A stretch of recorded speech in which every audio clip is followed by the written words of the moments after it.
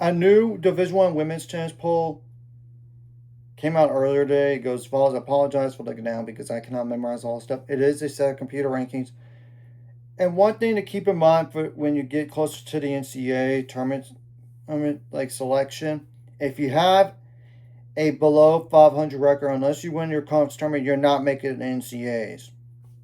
So I'm going to make that note right now. And there's obviously a difference between hosting the first two rounds of the NCAAs instead of first three, because if you're a top 8 seed, you get that privilege unless you lose in the first two rounds of the NCAA tournament.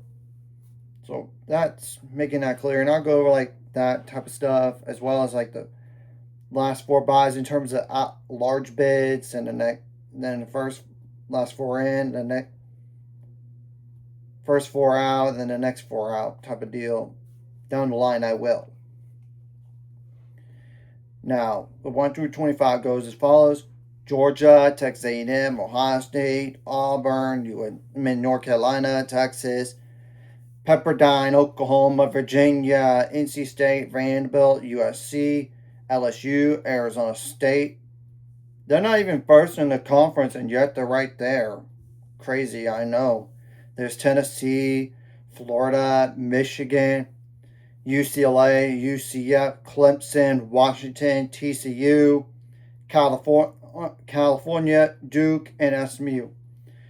Now to go over the next 15 would be like Wichita State, Wisconsin, Miami, Florida, Charlotte, Utah. Oklahoma State's technically on there, but they're 8-8 right now. Here's the kicker for them. They had to forfeit last match because of the not enough healthy players. They had to, like, they were down 3-0 against Utah the match before Oklahoma State.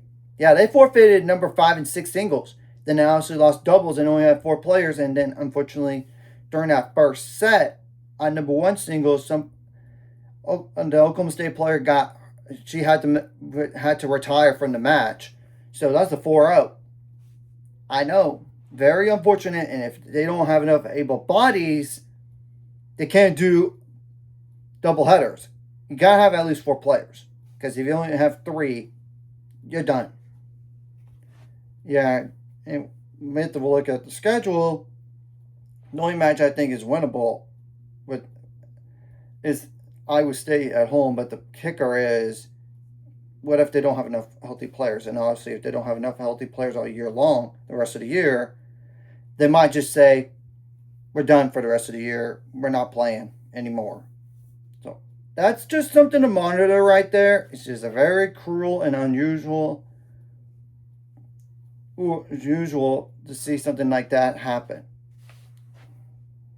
Then there's BYU, South Carolina, Texas Tech, Arizona, Stanford's 9-7. Kansas is technically in, but they're like 9-9 right now. They have to make sure they're above 500. There's Baylor, San Diego, and actually both of those squads played each other today, and Baylor won 4-1. I will say though, if San Diego would have won the doubles point, they would have won because both of those squads split first sets. I mean, it's just telling the truth when you look at scoreline.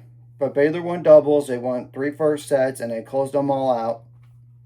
So, and they did lose 1 singles match, but you get the point there. And then last one would like be Maryland.